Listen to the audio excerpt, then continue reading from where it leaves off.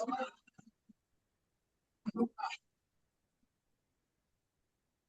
ভালো ছিল, ভালো মতো পড়েনি, কবে ছিল কি দাঁত মাজা বিরাজ হবে। তিরানি তিরানি তিরানি।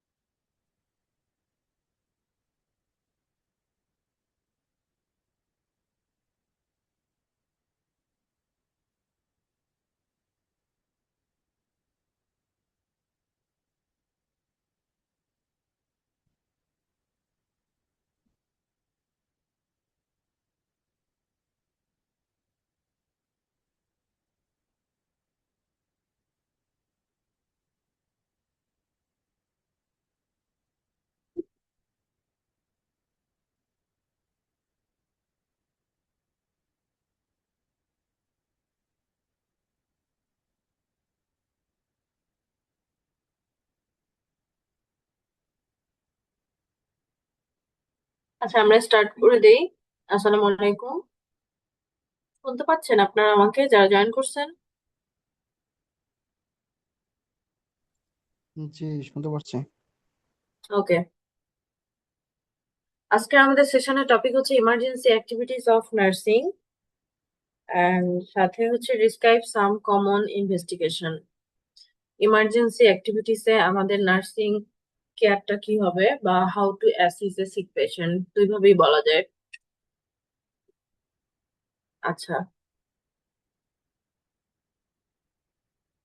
তো আগে আমরা একটু দেখি যে উম, এই ইমার্জেন্সি নার্সিংটা আসলে কি জিনিস, বা ইমার্জেন্সি নার্সিং এ পেশেন্ট কেয়ারটা কিভাবে হয়। দেখেন, in emergency nursing, assessing a sick patient follow a rapid systemic approach to identify and treat life threatening condition immediately. আমরা আসলে জানি যে নার্সিং এ কিছু কিছু সিচুয়েশন থাকে, বেসড অন সিচুয়েশন আমরা ট্রিটমেন্ট বা নার্সিং কেয়ারটা দিয়ে থাকি। কোন পেশেন্টকে আগে দিব, কোনটাকে একটু পরে দিলেও হবে, বা একসাথে 4-5 জন পেশেন্ট চলে আসলো, কোনটার সিভিয়ারিটি কিরকম, এরকম দেখে বুঝে তারপরে আমরা পেশেন্ট কেয়ারটা স্টার্ট করি। তো ইমার্জেন্সি নার্সিংটা হচ্ছে এরকম, যখন আমরা একটা সিক পেশেন্টকে অ্যাসিস্ট করব খুব তাড়াতাড়ি এবং কিছু সিস্টেমিক প্রসেসে, যে কোনটার পর কোনটা হবে, কোনটার পর কোনটা আমরা করব, সেই সিস্টেমিক ওয়েতে আমরা আইডেন্টিফাই করব তার অ্যাকচুয়াল যে প্রবলেমটা সেটা, এবং সেটার সাথে সাথে তার লাইফ থ্রেটেনিং যে কন্ডিশনটা চলতেছে সেই কন্ডিশনটার ইমিডিয়েটলি প্রগ্রেস কিভাবে করা যায়। এটাই হচ্ছে ইমার্জেন্সি নার্সিং। দেন বলছে দ্য গোল্ডেন স্ট্যান্ডার্ড ইজ, প্রত্যেকটা জিনিসেই একটা স্ট্যান্ডার্ডে চলে। তো আমাদের ইমার্জেন্সি নার্সিং এর ক্ষেত্রে যদি আমরা গোল্ডেন স্ট্যান্ডার্ড বলি, আমরা একটা স্ট্যান্ডার্ড জানি যে এবিসি ম্যানেজমেন্ট বা এবিসিডি ই ম্যানেজমেন্ট বা অ্যাপ্রোচ, এরকম একটা কথা জানি। তো এখানে গোল্ডেন স্ট্যান্ডার্ড বলছে সামনে ডি আর লাগাই দিয়ে, সামনে একটা ডিআর লাগানো, তারপর হচ্ছে এবিসিডি ই অ্যাপ্রোচ, যেটা কিনা ইনশিওর করতেছে ওই সিচুয়েশনে যে ইমার্জেন্সি যে সিক পেশেন্টটা বা ক্রিটিক্যাল সিচুয়েশন আমরা বলতে পারি, ওই সিচুয়েশনটাতে কিভাবে আমরা আহ, যেটা কম গুরুত্বপূর্ণ সেটার থেকে কোনটা যেটা বেশি গুরুত্বপূর্ণ সেটাকে আমরা কিভাবে অ্যাসিস্ট করব, বা ওই খারাপ সিচুয়েশন থেকে বা ক্রিটিক্যাল একটা ইস্যু থেকে কিভাবে ওই পেশেন্টটাকে আমরা ইমিডিয়েটলি একটা সেফ জোনে নিয়ে আসবো, বা তার লাইফ থ্রেটেনিং যে কন্ডিশনটা আছে সেই কন্ডিশনটা থেকে কিভাবে তাকে বের করে আনবো। সেটার জন্য আমাদের একটা গোল্ডেন স্ট্যান্ডার্ড ফলো করা উচিত। সে গোল্ডেন স্ট্যান্ডার্ডটাই DRABCDE অ্যাপ্রোচ দিয়ে আমরা বলছি। এরপরে আসি how to assess a patient, আমরা কিভাবে একটা পেশেন্টকে অ্যাসিস করব। প্রথমে দেখেন, ওই যে যেটা বলছিলাম যে গোল্ডেন অ্যাপ্রোচ, সেই গোল্ডেন অ্যাপ্রোচটা emergency assessment of a sick patient, emergency assessment of a sick patient following the approaches of the golden standard of DRABCDE। যদি আমরা প্রথমটা দেখি যে ডি তে হচ্ছে ড্যাঞ্জার, আমরা আইডেন্টিফাই করতেছি ডি তে ড্যাঞ্জার, ইনশিওর করতে হবে ওই সিনটাতে যেখানে ওই পেশেন্টটা সেফ থাকবে অ্যান্ড ওই অ্যাপ্রোচটা থেকে মানে কত দ্রুত আমরা ড্যাঞ্জার জোন থেকে সেফ জোনে নিয়ে আসতে পারি। ধরেন যেমন আগুন লাগে, তো আগুন লাগে যে স্পটে আগুন লাগে সেই স্পটটা আমরা কি করি যে ওই স্পট থেকে কত তাড়াতাড়ি আসলে আহ, মানে আগুন যেখানে লাগছে ওই স্পট থেকে কত তাড়াতাড়ি মানুষগুলোকে সরানো যায়, মানে একটা কি বলবো সেফ জোনে কত তাড়াতাড়ি নিয়ে আসা যায়, বা ইনশিওর করা যায় যে ওই আগুনের স্পটটা থেকে আমরা ওই মানুষগুলাকে একটা সেফ জোনে নিয়ে আসছি। সরি। তাহলে ওই আগুন লাগছে যে স্পটটাতে, সেটা হচ্ছে আমাদের ডেঞ্জার স্পট বা ডেঞ্জার সিচুয়েশন বা ডেঞ্জার সিন যেটাই বলেন। সেখান থেকে কত তাড়াতাড়ি আমরা ওই পেশেন্টটাকে বা ওই মানুষগুলাকে সেফ জোনে নিয়ে আসতে পারতেছি সেটা আমরা ইনশিওর করব। এটা হচ্ছে ডির কাজ, যে ডেঞ্জার থেকে আমি ইনশিওর করলাম তাকে আমি সেফ জোনে নিয়ে আসলাম। ওকে, দেন হচ্ছে আর, ডিআর এর আর তে হচ্ছে রেসপন্স। এইবার তার রেসপন্সিভনেস বা রেসপন্সটা আমরা একটু চেক করব। কিভাবে? এখানেও দেখেন একটা কোটেশন দিয়ে মনে রাখার জন্য ইজি ওয়েতে দেয়া এভিপিইউ। এভিপিইউ এটাকে আমরা স্কেল বলতেছি, একটা স্কেল রেসপন্সটা চেক করার জন্য, বা পেশেন্টটা কেমন রেসপন্স করতেছে, তার রেসপন্সিভনেস এর লেভেলটা কিরকম, এটা চেক করার জন্য আমরা একটা স্কেল ব্যবহার করি, সেটা হচ্ছে এভিপিইউ। এতে হচ্ছে alert, patient is awake and talking, মানে পেশেন্টটা তখনও কথা বলতে পারতেছে এবং সজাগ আছে। এরপরে হচ্ছে voice, respond two verbal stimuli, আপনি তাকে জিজ্ঞেস করতেছেন যে আপনি ঠিক আছেন, আপনি কি অনেক ব্যথা পাইছেন, আপনি কি হাঁটতে পারবেন বা কথা বলতে পারবেন, আপনার এখন কেমন লাগতেছে, আপনার কোশ্চেন গুলার যদি অ্যান্সার সে ঠিকভাবে করতে পারে তাহলে সেটা হচ্ছে যে ভার্বাল রেসপন্স। তো ভার্বাল রেসপন্সটাকে আমরা ভয়েস বলছি। এরপরে pain, response on only pain, ধরেন তার আপনি যখন কোশ্চেন গুলা করতেছেন তো তার কোথায় ব্যথা হচ্ছে বা তার কোথায় কেটে গেছে সে বলতে পারতেছে আমার এই জায়গায় আমি কোমরে অনেক ব্যথা পাইছি, পায়ে অনেক ব্যথা পাইছি, বা আমি উঠে দাঁড়াতে পারতেছি না। এগুলা হচ্ছে তার পেইনের রেসপন্স, যে আমি সেখানে ব্যথা পাইছি এরকম। আর লাস্টে ইউতে হচ্ছে আনরেসপন্সিভ। আনরেসপন্সিভ মানে সে কোনো রেসপন্সই করবে না, আপনি তাকে যতই ডাকেন বা যতই তাকে কিছু জিজ্ঞেস করেন সে কোনো রেসপন্সই করতে পারবে না। ওকে, এটা গেল হচ্ছে আর রেসপন্স। তারপরে আসি 3 নম্বরে, যেটা হচ্ছে যে এয়ারওয়ে। এয়ারওয়ে, তো এয়ারওয়েটাতে কি বলছে, ইনশিওর করতে হবে, ensure the airway is patient and clear, মানে তার শ্বাস প্রশ্বাস সে নিতে পারতেছে কিনা সেই আহ, ব্যাপারটা আসলে ক্লিয়ার করতে হবে। ওই পেশেন্টটার চারপাশটায় যদি ধরেন যে অনেক বেশি মানুষজন থাকতেছে, তাহলে সেগুলা সরাই দিতে হবে, তার এনভায়রনমেন্ট একটু এক্সপোজ করে দিতে হবে যেন বাহিরের আলো বাতাস ঢুকতে পারে, মানুষজন একটু কমায় দিতে হবে। তাহলে কি হবে, তার এয়ারওয়েটা ক্লিয়ার হতে ইজি হবে। If the patient is speaking the airway is open, যদি পেশেন্টটা কথা বলতে পারে তাহলে তার এয়ারওয়েটা ওপেন হবে বা ওপেন থাকবে। If noise suspect partial obstruction, if silent total obstruction. আপনি পেশেন্টের সাথে কথা বলতেছেন বা পেশেন্টকে কথা জিজ্ঞেস করতেছেন যে আপনার সমস্যা কি বা আহ, যে কোনো কিছু, সে আপনাকে রেসপন্ড করতেছে বা সে কথা বলতে পারতেছে, সেই ক্ষেত্রে হচ্ছে এয়ারওয়েটা ওপেন থাকবে। যদি সে কথা বলতে না পারে, যা সাউন্ড করে বা ওই যে গুনগানির একটা আওয়াজ আছে সেটা যদি করে, তাহলে বুঝবেন যে তার এয়ারওয়েটা পার্শিয়ালি অবস্ট্রাক্ট হয়ে গেছে, মানে কিছুটা অংশ অবস্ট্রাক্ট হয়েছে। এরপর যদি সে কোনো রেসপন্সই না করে, তাহলে বুঝে নিতে হবে যে এয়ারওয়েটা টোটাল অবস্ট্রাক্ট হয়ে গেছে। আচ্ছা, এরপরে অ্যাকশন কি করবেন যদি দেখেন এয়ারওয়েটার এই অবস্থা, তখন পারফর্ম চিন লিফট অ্যান্ড জ থ্রাস্ট। এর নিচে পরের স্লাইডে আমি কিছু ছবি দিয়ে দেখানোর চেষ্টা করছি, সেখানে আমরা দেখবো যে অ্যাকশন গুলা কি হবে। Consider airway adjunct if need.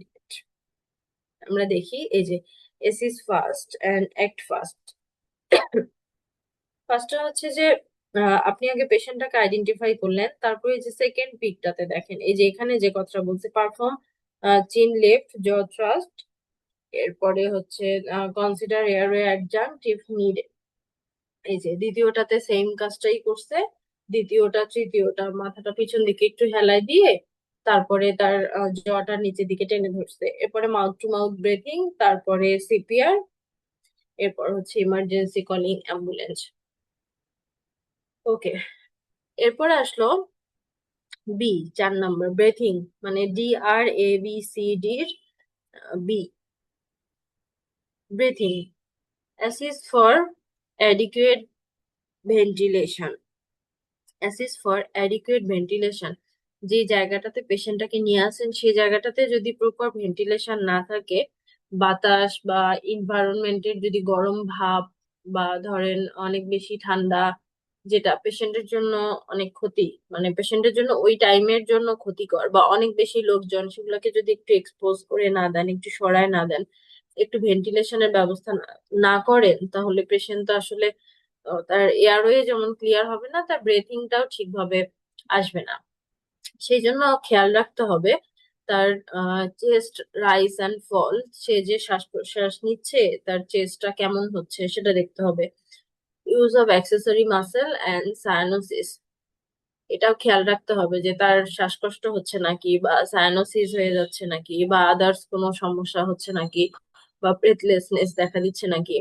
এরপরে listen for breath sound, breath sound, সে যে নিঃশ্বাস নিচ্ছে সেই নিঃশ্বাসটা কেমন হচ্ছে, স্টিরার হচ্ছে না উইজিং হচ্ছে, কেমন সাউন্ড হচ্ছে সেটাও আপনাকে খেয়াল রাখতে হবে। ফিল ফর এয়ার মুভমেন্ট, চারপাশের এনভায়রনমেন্টটা একটু ভেন্টিলেশনের ব্যবস্থা করতে হবে, ফাঁকা ফ্রি করতে হবে যেন এয়ার পাস করতে পারে, সেই এয়ার যেন মুভমেন্ট করতে পারে। এরপর মেজার রেসপিরেটরি রেট, রেসপিরেটরি রেটটা মেজার করতে হবে। নর্মাল রেট হচ্ছে 12 to 13 ব্রেথ পার মিনিট।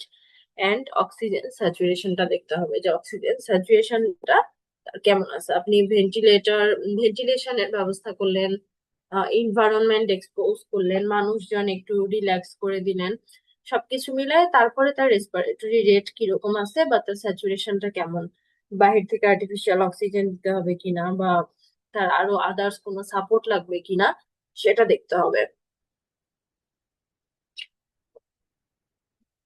এই গেল আমাদের ব্রেথিং। এরপর আসি সার্কুলেশন।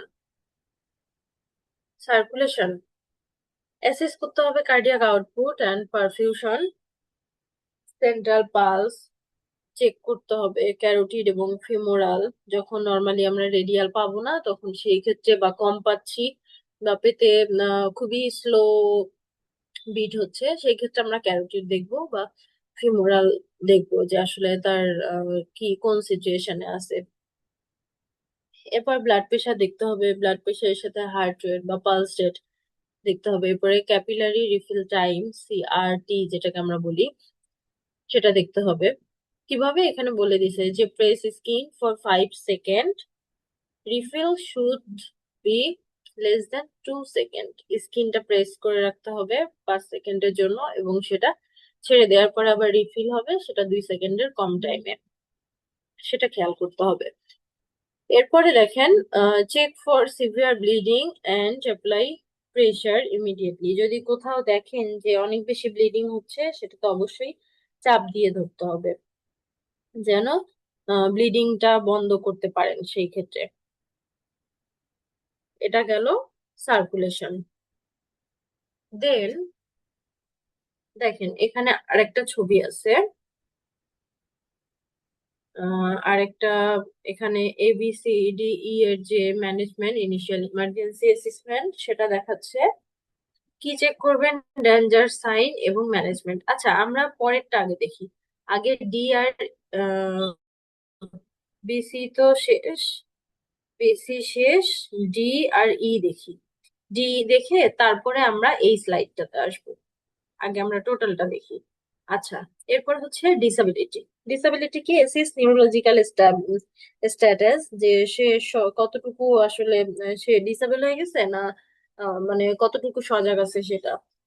সেটা কিভাবে চেক করব? গ্লাসগো কোমা স্কেল দিয়ে, জিসিএস স্কেল, এটার মেজার কত আসতেছে সেটা দেখে, অথবা এবিপিইউ। এবিপিইউ আমরা আগে পড়ছি। এবিপিইউ কি? এই যে অ্যালার্ট ভয়েস পেইন অ্যান্ড আনরেসপন্সিভ, এটা দিয়ে আমরা দেখবো যে তার ডিসাবিলিটিটা কতটুকু বা নিউরোলজিক্যাল স্ট্যাটাসটা কিরকম আছে। এরপরে assess pupil for size, equality and reaction to light. আমরা নর্মালি যেটা যেটাতে ইউজ টু বা যেভাবে আমরা দেখি যে টর্চ দিয়ে অথবা ফোনের লাইট জ্বালায় পিউপলটা আসলে ডাইলেট হচ্ছে নাকি হচ্ছে না, না সাইজ কিরকম হচ্ছে বা আহ, কি অবস্থা, সেটা আমরা এসেস করার চেষ্টা করি। সেটাই বলছে যে লাইটে আসলে পিপলের রিয়াকশনটা কেমন হয়, সাইজটা কেমন হয়। এরপরে check blood glucose level. Blood glucose লেভেলটা চেক করতে হবে। এমনও হইতে পারে যে তার হাইপো গ্লাইসেমিয়া হয়ে সে আনকনসাস হয়ে গেল বা হয়ে যাইতে পারে। সো ওই সিচুয়েশনটাতে আসলে ব্লাড গ্লুকোজ লেভেলটাও চেক করাটা জরুরি। আচ্ছা, এরপরে আসলে হচ্ছে এক্সপোজার বা এনভায়রনমেন্টাল। এটাতে কি? Inspect for abnormality. এখানে দেখতে হবে যে ওই সিচুয়েশনে কোন রকম কোনো অ্যাবনর্মালিটি তার আছে কিনা, ওয়াইল মিনিমাইজিং হিট লস। যখন তার মানে ওই সিচুয়েশনটা থেকে ক্রিটিক্যাল যে একটা সিচুয়েশন থেকে আমরা বের করে নিয়ে আসতেছি, তখন আসলে তার অন্য কোনো অ্যাবনর্মালিটি, কোনো র্যাশ বা কোনো ইনজুরি বা কিছু আছে নাকি, যখন ওই হিটটা আমরা আহ, মানে হিট লসের কারণে বা যে কোনো কারণে যে একটা ইমার্জেন্সি পেশেন্টকে আমরা ম্যানেজ করতেছি, তো ওই সিচুয়েশনে আসলে তার আদার্স কোনো ইনজুরি আছে কিনা সেটা আমাদের খেয়াল রাখতে হবে। এখন আমরা আসি ইনিশিয়াল অ্যাসেসমেন্ট বা ম্যানেজমেন্ট, ABCDE। এতে হচ্ছে airway, breathing, circulation, disability and ইতে এক্সপোজ। এগুলো আমরা প্রত্যেকটাই পড়লাম। এখন এগুলার একটু জানবো যে হোয়াট টু চেক, কি চেক করব, আর ডেঞ্জার সাইনটা কি হয়, আর সেটা ম্যানেজটা কি হয়। এক ছকের মধ্যেই সবগুলো একটু দেখানোর চেষ্টা করছি। আচ্ছা, তো আরো এটার কি দেখেন দেখাচ্ছে কিভাবে চেক করবেন এভারওয়ে। এরপরে ডেঞ্জার সাইন কি হয়, danger sign, can the patient talk, কথা বলতে পারে কিনা, বা এয়ারওয়েতে কিছু ব্লকিং আছে কিনা, সেটা ম্যানেজ কি করব। Head tilt and open airway, call for help, recovery position যদি আনকনসাসনেস থাকে।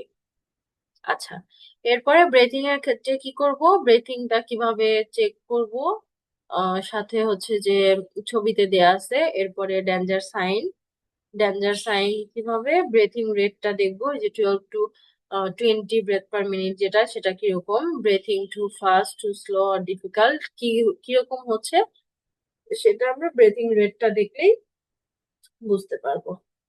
এরপরে ম্যানেজ করব কিভাবে, sit patient upright, give oxygen if available, call for urgent medical help. এরপর আসি সার্কুলেশনের ডেঞ্জার সাইন কি হবে, check pulse and BP, is there any severe bleeding, check করতে হবে যে তার যে কোনো জায়গা থেকে কোনো রকম কোনো হেভি ব্লিডিং হচ্ছে কিনা।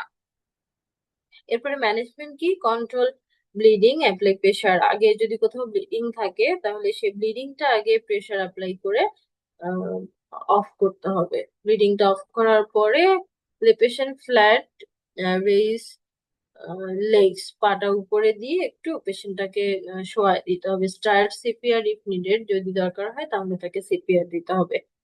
Cardio pulmonary resuscitation. আচ্ছা, এরপর হচ্ছে ডিসাবিলিটি। ডিসাবিলিটিতে ডেঞ্জার সাইন কি হবে, is the patient alert and responsive, patient কি অ্যালার্ট এবং রেসপন্সিভ থাকবে, এবং পেশেন্ট হ্যাভিং এ সিজার, পেশেন্টের সিজার হবে। এরপর ম্যানেজমেন্ট কি হবে, recovery position, protected, call for help and get to hospital. মানে ডিসাবিলিটি সিচুয়েশনটা আমরা দেখতেছি যে একটু বেশি ক্রিটিক্যাল, যে ওই সময় পেশেন্টের রেসপন্স কেমন থাকবে, অ্যালার্ট হবে কিনা, পেশেন্টের কাঁপুনি হবে বা সিজার হবে, সেই ক্ষেত্রে পেশেন্টকে আবার রিকভারি পজিশনে নিয়ে আসতে হবে, হেডটাকে প্রোটেক্ট করতে হবে, তারপরে হসপিটালে কল করতে হবে এবং হসপিটালে নিয়ে যেতে হবে। ওকে, এরপর হচ্ছে ই ফর এক্সপোজার। এক্সপোজারটা কি, চেক বডি টেম্পারেচারটা চেক করব। এরপরে check look for major injury, burn, কোথাও কোনো রকমের ইনজুরি বা বার্ন আছে কিনা সেটা দেখবো। অ্যান্ড ম্যানেজ করব কিভাবে, বার্ন উইথ ওয়াটার, ঠান্ডা পানি ইউজ করে, এবং cover patient to keep worm, গরম রাখার জন্য পেশেন্টকে কাভার করতে হবে, গেট আর্জেন্ট মেডিকেল কেয়ার। এটা হচ্ছে একটা ছকের মধ্যেই কিভাবে আমরা what to check, ABCDE, what are the danger sign of ABCDE and their management. ওকে, এরপরে আসি এই কমন ইমার্জেন্সি সিচুয়েশন আমরা যেগুলো বলতেছি, তো এই ইমার্জেন্সি সিচুয়েশন গুলার কিছু কিছু সিচুয়েশন আমরা বলতে পারি, রিকগনাইজ করতে পারি, যে রিকগনাইজিং কমন ইমার্জেন্সিস বা কমন ইমার্জেন্সি সিচুয়েশন বা কমন ইমার্জেন্সি পেশেন্ট কারা কারা হতে পারে। এক নম্বর হচ্ছে cardiac arrest or CPR, cardiopulmonary resuscitation. তো কার্ডিয়াক অ্যারেস্টের পেশেন্ট গুলা এক নম্বর আমরা ধরতে পারি যে ইমার্জেন্সি বা critical patient, common emergency patient. এরপরে চকিং, এই পেশেন্ট গুলাও সাডেন সাডেন অ্যারাইজ হয়, সাডেন খারাপ হয়ে যায়। এরপরে হচ্ছে সিভিয়ার অ্যালার্জিক রিয়াকশন, অ্যানাফাইলেক্সিস আমরা যেটা বলি, সাডেন সিভিয়ার রিয়াকশন হচ্ছে অ্যালার্জি, যে কোনো কিছু হতে পারে। ধরেন হসপিটালে এক পেশেন্ট ভর্তি আছে, সে সেফটি একজন পাচ্ছে 1 গ্রাম বা 2 গ্রাম এরকম, তো হুট করে 10টা পেশেন্টের সেফটি একজন দিয়ে আসছেন 1 গ্রাম সেম মেডিসিন, কারোরই কিছু হয় নাই, একজনের যে হঠাৎ করে সিভিয়ার রিয়াকশন হয়ে গেছে, তো সেটা সেটা তো আপনার দোষ না, সেটা হচ্ছে যে সিচুয়েশন, তার ইমিউনিটি পাওয়ার, তার বডি ক্যাপাসিটি সবকিছু মিলায় তার অ্যালার্জিক রিয়াকশনের প্রতি রেসপন্স, বডির এভরিথিং সবকিছু মিলায় তার সেটা নিতে পারে না। এক একজনের শরীরের কন্ডিশন এক এক রকম, নেয়ার ক্ষমতা এক এক রকম। সো সবার হবে সবার হবে না, এটা আসলে বলা যাবে না। তো এই অ্যালার্জিক রিয়াকশনটা আসলে খুবই খারাপ একটা সিচুয়েশন। কারো হয়তো, এটা তো মেডিসিনের কথা বললাম, যে ড্রাগ রিয়াকশন করলো, ড্রাগ থেকে অ্যালার্জিক রিয়াকশন হলো, বা আহ, ধরেন কেউ চিংড়ি খাচ্ছে, এতদিন খেয়ে আসছে কিছু হয় নাই, হুট করে দেখতেছে চিংড়ি খায় তার একবারে অ্যালার্জি হয়ে মুখ টুক পুরো শরীর একবারে খুব খারাপ অবস্থা। তো এটা হচ্ছে সিভিয়ার অ্যালার্জিক রিয়াকশন। এরপর হচ্ছে স্ট্রোক। স্ট্রোক নিউরোলজিক্যাল প্রবলেমের অন্যতম একটা স্ট্রোক। তো এই স্ট্রোকের পেশেন্টরা হচ্ছে common emergency patient, most common. তারপরে বার্নের পেশেন্ট অবশ্যই ইমার্জেন্সি, বার্নের পেশেন্ট। এরপরে ফ্র্যাকচার বা স্প্রেইন। তো এই ফ্র্যাকচার বা স্প্রেইন এর পেশেন্ট গুলো হচ্ছে কমন ইমার্জেন্সি পেশেন্ট, মানে যেগুলোর কাজ আমরা আগে করব প্রায়োরিটি বেসিসে। আচ্ছা, এরপর first aid in common emergency condition. First এইডটা কেমন হবে? Immediate preventive and therapeutic measures taken to help an accident victim or a person with acute emergencies. আমাদের অ্যাকিউটলি ইমার্জেন্সি যে ম্যানেজমেন্ট থাকে সেটা দিয়ে আমরা যত তাড়াতাড়ি সম্ভব প্রিভেন্টিভ অ্যান্ড থেরাপিউটিক মেজার দেওয়ার চেষ্টা করব অবশ্যই, যেন ওই ভিকটিমটা বা পার্সনটা বা পেশেন্টটা যেটা ওই খারাপ সিচুয়েশন বা ইমার্জেন্সি সিচুয়েশন থেকে অ্যাকিউটলি বের হয়ে আসতে পারে শর্ট টাইমের মধ্যে। মানে খারাপ সিচুয়েশন থেকে যেন মোটামুটি একটু রিকভারি পর্যায়ে আসতে পারে আর কি। The measures depend on the nature of injury and disease. এখন আপনি যে ইমার্জেন্সি কেয়ারটা দিবেন সেটা আসলে ডিপেন্ড করবে কিসের উপর? ডিপেন্ড করবে পেশেন্টের ইনজুরি এবং ডিজিজের সিভিয়ারিটির উপর। পেশেন্টটা কতটুকু ইনজুর্ড, কতটুকু সিভিয়ার, তার আহ, কতটুকু ইমার্জেন্সি ট্রিটমেন্ট আসলে কিরকম প্রয়োজন, আর্জেন্ট, খুব ফাস্ট, নাকি 5 মিনিট পরে হলে হবে, না আধা ঘন্টা পরে হলে হবে। এটা বেসিস মানে ডিপেন্ড করবে এই এই সিচুয়েশনের উপর, পেশেন্টের ইনজুর এবং ডিজিজ কন্ডিশনের উপর। এরপর early assessment of emergencies is very important for taking a prompt action. অবশ্যই যখন একটা পেশেন্ট আসবে ইমার্জেন্সি, তো সেই ইমার্জেন্সি বা ক্রিটিক্যাল পেশেন্টটাকে অবশ্যই আর্লি অ্যাসেসমেন্ট করতে হবে। আর্লি অ্যাসেসমেন্ট কেন করব? যত আর্লি আমরা অ্যাসেসমেন্ট করে বের করতে পারবো তার অ্যাকচুয়াল প্রবলেমটা কোথায়, তত তাড়াতাড়ি আমরা সেটার সমাধানটা দিতে পারবো। সো যখন আমরা অ্যাকশন নিব, এই অ্যাকশন নেওয়ার ক্ষেত্রে আর্লি অ্যাসেসমেন্টটা মোস্ট ইম্পর্টেন্ট। খুবই খুবই গুরুত্বপূর্ণ একটা ব্যাপার। যত আর্লি আমরা অ্যাসেস করতে পারবো তত তাড়াতাড়ি আমরা অ্যাকশনে আসতে পারবো।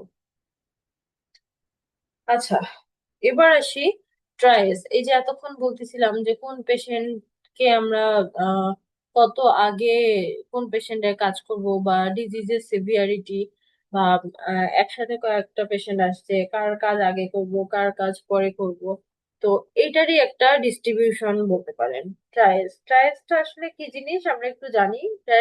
ট্রায়াস is the name of a system. এটা একটা সিস্টেমের নাম। ট্রাইজ একটা সিস্টেমের নাম যেটা ইউজ করা হয় কিসের জন্য? Two sort when and where patient will be seen in our emergency department. এটা হচ্ছে এই ট্রাইজ একটা সিস্টেমের নাম। এই সিস্টেমের মাধ্যমে আমরা সর্ট আউট করতে পারি যে আসলে কখন কোন পেশেন্টটা আমাদের জন্য ইমার্জেন্সি কতটুকু, বা আমাদের ইমার্জেন্সি ডিপার্টমেন্টে যে পেশেন্ট গুলো আছে সেগুলোর কোনটা কতটুকু ইমার্জেন্সি, বা কোনটার কাজ আমরা কিভাবে সিস্টেমিক ওয়েতে করব, সেই সর্ট আউটটা আমরা এটা থেকে বের করতে পারি আফটার মেডিকেল অ্যাসেসমেন্ট। যখন আমাদের মেডিকেল অ্যাসেসমেন্টটা হয়ে যাবে প্রাথমিক পর্যায়ে, use a sorting process to determine the order of treatment based on the severity of each patient's condition. যখন আমাদের মেডিকেল অ্যাসেসমেন্টটা হয়ে যাবে, এরপরে আমরা এই ট্রায়াসটা ইউজ করে সর্ট আউট করতে পারবো যে আমাদের কোন পেশেন্টে, প্রত্যেকটা পেশেন্টের সিভিয়ারিটির বেসিসে কে কিরকম ট্রিটমেন্ট পাবে, মানে আগে পরে এরকম। তো কিরকম আমরা একটু দেখি। In triage patients are placed in 1 to 5 category. ট্রায়াসে পেশেন্টকে 5টা ক্যাটাগরিতে ফেলা হয়। কিরকম? ফার্স্ট হচ্ছে রিসাসিটেশন। রিসাসিটেশনে যে পেশেন্ট থাকবে সেটার জন্য ট্রিটমেন্ট ইমিডিয়েট ট্রিটমেন্ট, সেটাতে অন্য কিছু ভাবার, এদিক ওদিক তাকানোর কোনো সুযোগই নাই। Emergency treatment needed for this patient. এরপরে রিসাসিটেশনের পর হচ্ছে ইমার্জেন্সি। এই ইমার্জেন্সি পেশেন্টের ট্রিটমেন্ট দিতে হবে within 10 minutes. Need treatment within 10 minutes, 10 মিনিটের মধ্যে ইমার্জেন্সি পেশেন্টের ট্রিটমেন্ট দিতে হবে। এরপরে আসে আর্জেন্ট। আর্জেন্ট পেশেন্টটা উইদিন 30 মিনিট, 30 মিনিটের মধ্যে আর্জেন্ট পেশেন্টের ট্রিটমেন্ট দিতে হবে। তারপরে কি সেমি আর্জেন্ট, সেমি আর্জেন্টটা within 1 hour, non urgent within 2 hours. এগুলো থেকে কিন্তু এমসিকিউ আসবে। রিসাসিটেশনে পেশেন্টকে আমরা কিরকম মানে ট্রিটমেন্টটা কিরকম হবে, কতক্ষণে হবে, তারপর ইমার্জেন্সির কিরকম, বা আর্জেন্ট যেটা, সেমি আর্জেন্ট, নন আর্জেন্ট, এগুলো কিন্তু এমসিকিউ তে চলে আসবে। ওকে, তাহলে এখন এখানে দেখি ট্রায়াস রেটিং দিয়ে বোঝানো হয়েছে। এই সেম জিনিসটাই একটু ডিসক্রাইব করে এখানে দেওয়া হয়েছে। How we assess emergency patient, কিভাবে আমরা এমার্জেন্সি পেশেন্টকে অ্যাসেস করব। রেটিং দিয়ে রাখছে 1 2 3 4 5। আচ্ছা, এই যে 5টা ক্যাটাগরি আমরা পড়ছি, resuscitation, emergency, urgent, semi urgent, not urgent, এটা কি হচ্ছে রেটিং 1 2 3 4 5 দেওয়া হয়েছে। আচ্ছা ওকে, দেখি। রেটিং 1-এ আছে immediately life threatening patient, critical injury or cardiac patient example হিসেবে দিছে আর কি। এমার্জেন্সি লাইফ থ্রেটিং পেশেন্ট এই রেটিং 1-এর মধ্যে পড়ে। Emergency, sorry, immediately life threatening patient, তো যেই পেশেন্ট গুলা আমরা বুঝতে পারতেছি যে অনেক বেশি লাইফ থ্রেটেনিং, যেমন কার্ডিয়াক অ্যারেস্টের একটা পেশেন্ট বা স্ট্রোকের একটা পেশেন্ট, তাকে তো আমি আর রেখে অন্য পেশেন্টের কাজ করতে পারবো না, ওটা তো আমার এমার্জেন্সি কাজেই করতে হবে। সো এটা হচ্ছে রেটিং 1-এ পড়বে। দেন রেটিং 2, রেটিং 2-তে কি হবে? ইমিনেন্টলি life threatening patient, very severe pain, severe fracture, critical illness, chest pain, difficulty breathing। এই রেটিং 1-এর থেকে রেটিং 2 পেশেন্টটা একটু কম সিভিয়ার। রেটিং 1-এ যেরকম সিভিয়ার তার থেকে একটু কম, কিন্তু এটা অনেক বেশি সিরিয়াস, বা এটা অনেক বেশি সিভিয়ার, বা এটা অনেক বেশি ইমার্জেন্সি পেশেন্ট। এরপরে 3 নম্বরে আসি। 3 নম্বর হচ্ছে potentially life threatening patient, potentially life threatening patient partial. আচ্ছা, কিরকম? Severe illness, bleeding heavily from cars, major fracture, dehydrated. তো এই পেশেন্টটাও কাজ করতে হবে দ্রুত, কিন্তু এমন না যে সাথে সাথে না করলে তার লাইফ থ্রেটেনিং সিচুয়েশন ঘটবে। এই জন্য এটা রেটিং 3-তে পড়ছে। এরপরে রেটিং 4-এ serious patient, potentially serious, less severe symptom or injuries like ARS, sprain, এগুলা, এই পেশেন্ট গুলা হচ্ছে রেটিং 4-এ পড়বে। এরপরে রেটিং 5-এর ক্ষেত্রে আসি। Less urgent patient, minor illnesses or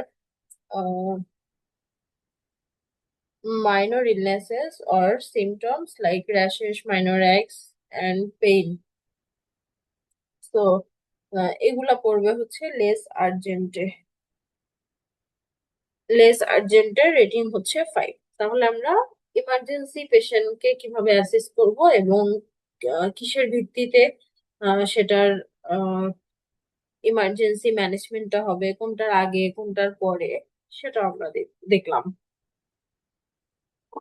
আচ্ছা, এবার আসি কমন ইমার্জেন্সি ইনভেস্টিগেশন। আমাদের টপিকেই ছিল কমন ইমার্জেন্সি ইনভেস্টিগেশন আসলে কি, মানে কি কি ডিসক্রাইব।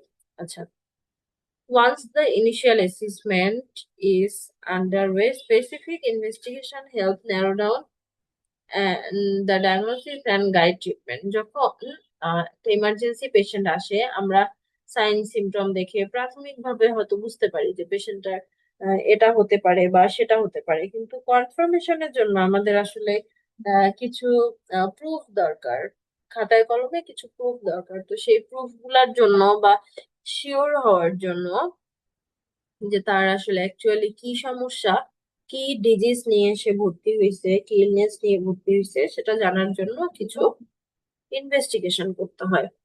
তো এই ইনভেস্টিগেশন গুলাই আমরা এখন জানবো পয়েন্ট আকারে। ওকে, তাহলে প্রথমটা হচ্ছে POCT, point of care testing. Point of care testing এ পিওসিটি তে কি কি আছে একটু দেখি। Capillary blood glucose. আচ্ছা, ক্যাপিলারি ব্লাড গ্লুকোজ হচ্ছে ওই আমরা যেটা জানি যে ব্লাড গ্লুকোজ লেভেল, একটা পেশেন্টের ব্লাড গ্লুকোজ লেভেল বা তার ডায়াবেটিস আছে কিনা বলি না আমরা, যে কত আছে ডায়াবেটিস দেখেন তো চেক করে, সেটাই যে হাইপোগ্লাইসেমিয়া বা হাইপারগ্লাইসেমিয়া যে কোনো কিছু হলেই তো সে আসলে আনকনসিয়াস হতে পারে। তো সেই ডায়াবেটিক রিলেটেড তার কোনো ইমার্জেন্সি আছে কিনা সেটা চেক করার জন্য ক্যাপিলারি ব্লাড গ্লুকোজ লেভেলটা আমাদের চেক করতে হবে। আচ্ছা, আরেকটা কথা একটু বলে নেই, এখানে প্রত্যেকটা ইনভেস্টিগেশনের মধ্যে কিন্তু একটা একটা করে এমসিকিউ ধরা আছে, একটা একটা করে এমসিকিউ আমাদের করা আছে। এগুলো একটু আপনারা মনোযোগ দিয়ে শুনবেন, তাহলে এখান থেকে এমসিকিউ আসতে পেরে যাবেন। যেমন এই যে ক্যাপিলারি ব্লাড গ্লুকোজটা কেন করা হয়, তাহলে ডায়াবেটিক রিলেটেড কোনো ইমার্জেন্সি আছে কিনা সেটা দেখার জন্য। ওকে, এরপর হচ্ছে arterial blood gas. Arterial blood গ্যাসটা কি করা হয়, অক্সিজেন কার্বন ডাই অক্সাইডের লেভেল এবং ব্লাডে পিএইচ এর লেভেলটা কিরকম সেটা জানার জন্য এবিজি বা আর্টারিয়াল ব্লাড গ্যাস অ্যানালাইসিস যেটা আমরা করি সেটা করা হয়। এরপর হচ্ছে সেরাম ল্যাকটেট। সেরাম ল্যাকটেটটা কি জন্য করা হয়, to identify sepsis and tissue hypoperfusion, oftenly used to identify sepsis। যদি এমন থাকে যে সেপসিস আইডেন্টিফাই করার জন্য অথবা টিস্যু হাইপোপারফিউশনের জন্য কোন টেস্ট আমরা দিয়ে থাকি, অপশন আছে ক্যাপিলারি ব্লাড গ্লুকোজ, এবিজি, সেরাম ল্যাকটেট। তাহলে অ্যান্সার হবে হচ্ছে সেরাম ল্যাকটেট। এভাবে করে আপনাদের এমসিকিউ কিন্তু চলে আসবে।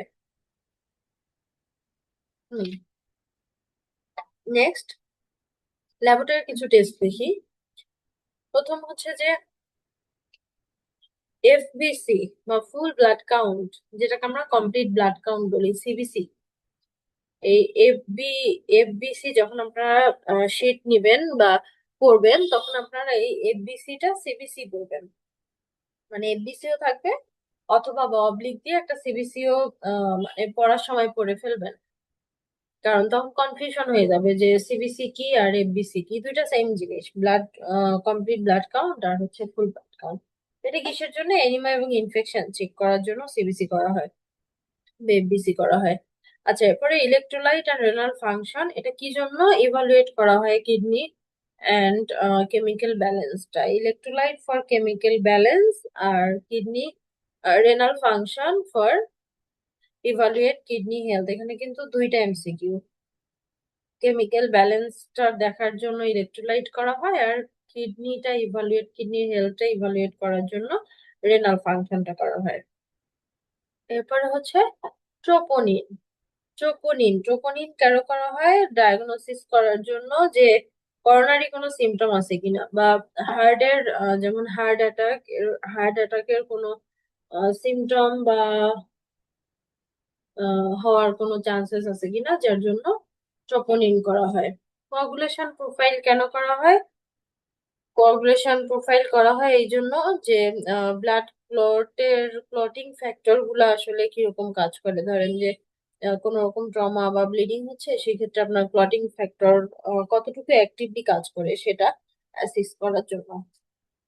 তারপরে আচ্ছা, এরপরে আমরা আসি ইমেজিং অ্যান্ড মনিটরিং। ইমেজিং প্রথমটা হচ্ছে যে ইসিজি, 12 লিড ইসিজি বলে যেটাকে।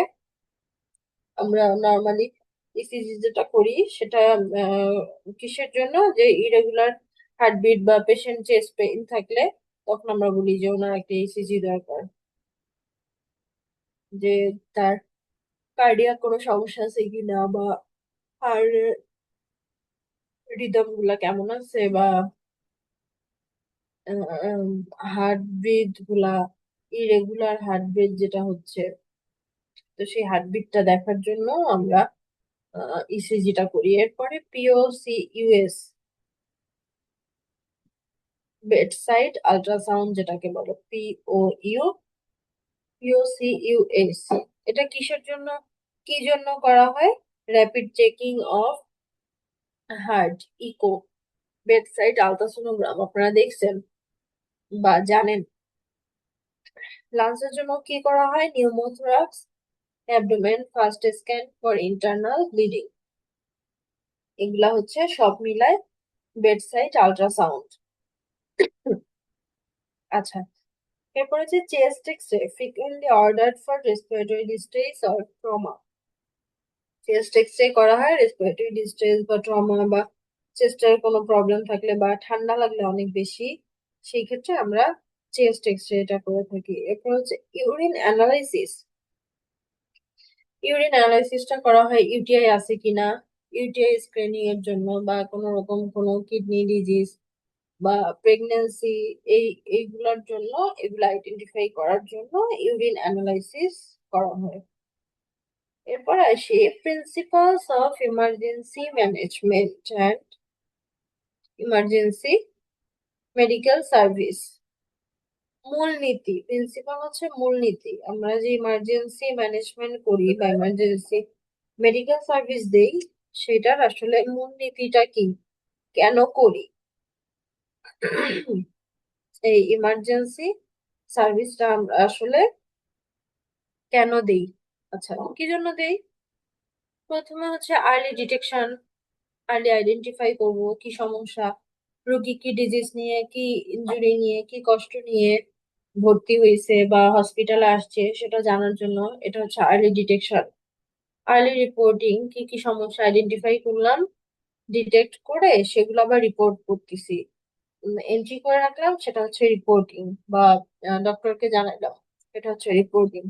আর্লি রেসপন্স, যত আর্লি আমি আইডেন্টিফাই করতে পারবো তার কি সমস্যা, তার কি ডিজিজ, তার কি কষ্ট, কি ইলনেস, তত তাড়াতাড়ি আমি সেটা এগেনস্টে রেসপন্স করতে পারবো। গুড অন সিম কেয়ার, যত তাড়াতাড়ি আমি অ্যাকশনে যাব, রেসপন্স করব মানেই তো অ্যাকশন, রেসপন্সের সাথে সাথে সাথে রোগীর কেয়ার দেয়া হবে। তাহলে কেয়ার দেওয়ার সাথে সে যে সিচুয়েশন নিয়ে আসছিলেন, সেই সিচুয়েশনটা থেকে অবশ্যই ওভারকাম করবে, সেটা হচ্ছে গুড অন সিম কেয়ার।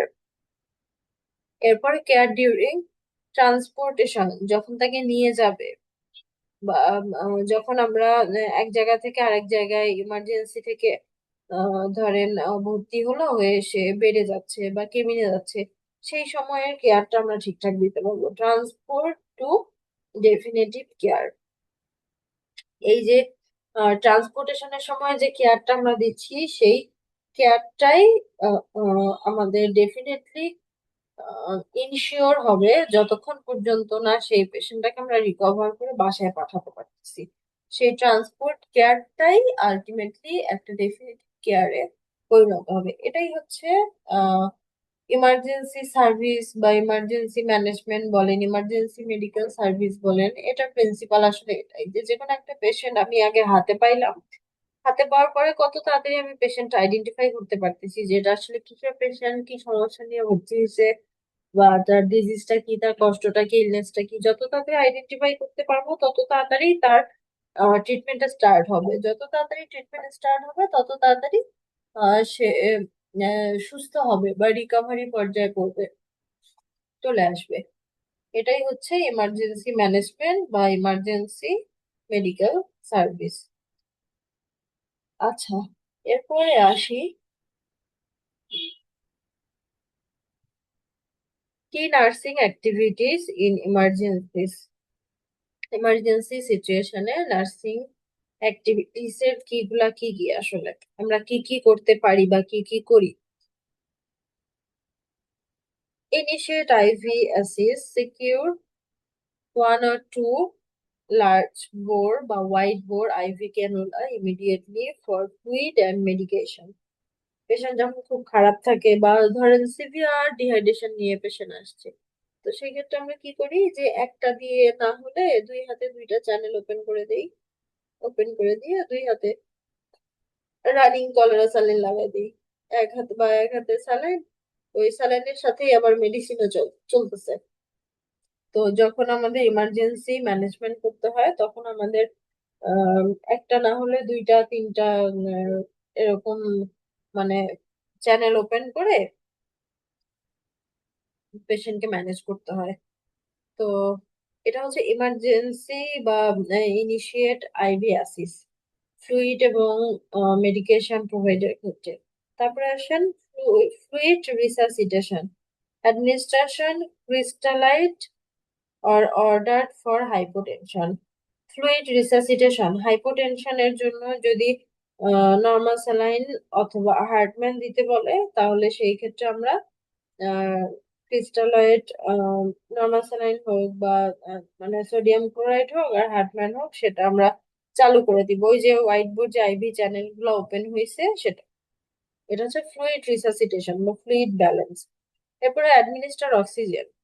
অক্সিজেনটা আমরা দেখবো আগে পেশেন্টের কন্ডিশনটা কেমন, যদি যে তার ব্রেথলেসনেস হচ্ছে অথবা ধরেন সিওপিডি পেশেন্ট ক্রনিক সিওপিডি, তাহলে সেই ক্ষেত্রে তার অক্সিজেনটা অবশ্যই ইনশিওর করতে হবে। স্যাচুরেশন দেখতে পারি, স্যাচুরেশন দেখে যদি মনে হয় অক্সিজেন দরকার তাহলে সেই ক্ষেত্রে আমরা তাকে অক্সিজেন অ্যাডমিনিস্টার করতে পারি। এরপরে রিঅ্যাসেসমেন্ট কন্টিনিউয়ালি রিয়াসেস ABCDE আমরা এর আগে পড়ে আসছি, DRABCDE। তো এই রিঅ্যাসেসমেন্টের ক্ষেত্রে যখন আপনি উপরের কাজগুলা করতেছেন, তো সেই কাজগুলা করার সাথে সাথে আপনাকে ABCDটাও আবার হচ্ছে যে রিঅ্যাসেস করতে হবে কাজের ফাঁকে, specially after any intervention medication administration or fluid bolus. যখন আপনি রানিং দুই হাতে দুইটা আইভি চ্যানেল ওপেন করে দুইটা স্যালাইন দুই হাতে লাগাই দিয়ে রানিং চালাচ্ছেন, তো তখন আপনার 20 মিনিট পর একবার আবার একটু দেখতে হবে যে আসলে ABCD তার কিরকম আছে, কোন পর্যায়ে আছে, এটা আবার রিঅ্যাসিওর করতে হবে।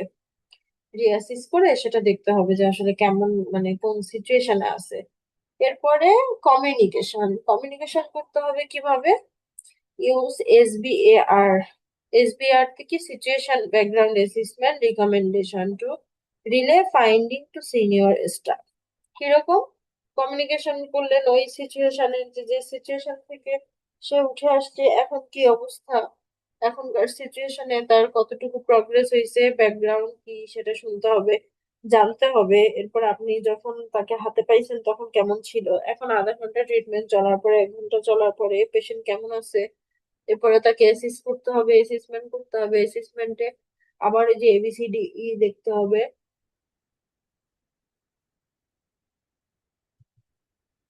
এন্ড যখন ABCD দেখা হলো এরপরে রিকমেন্ডেশনে তার আসলে কি কি করতে হবে, কি করা যাবে কি করা যাবে না সেটা তাকে ইনশিওর করে দিতে হবে, যেটা আমরা ডিসচার্জ উইথ অ্যাডভাইস বলি, এটাও রিকমেন্ডেশন বলা যায়। এবং সাথে সাথে সিনিয়র স্টাফকে সব ইনফর্ম করতে হবে যে এই পেশেন্টটাকে আপনি কি অবস্থায় পাইছেন এবং সেটার আম, এখনকার যে সিচুয়েশনটা সেটা কেমন আছে। এগুলোই হচ্ছে মোটামুটি নার্সিং কি অ্যাক্টিভিটিস, বা আমরা আসলে নার্স হিসেবে আপনাদের ইমার্জেন্সি একটা পেশেন্টকে পেলে সেটার ম্যানেজমেন্টটা কি হবে বা ইমিডিয়েটলি আমরা কি ম্যানেজ করব। এই তো। ওকে, থ্যাংক ইউ। আমাদের সেশন আজকের মোটামুটি শেষ, emergency assessment and common investigation. আপনাদের কারো কোনো কোয়ারি থাকলে বলতে পারেন।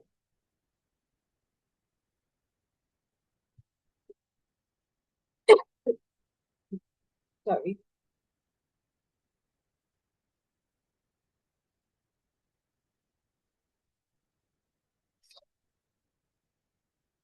আপনাদের কোনো কোয়ারি না থাকলে আমি সেশন শেষ করে দিব।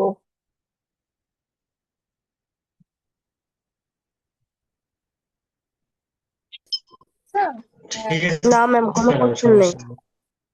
ওকে, তাহলে আজকের মতো সেশন এখানেই সমাপ্ত করছি। ওকে, ভালো থাকবেন। আসসালামু আলাইকুম।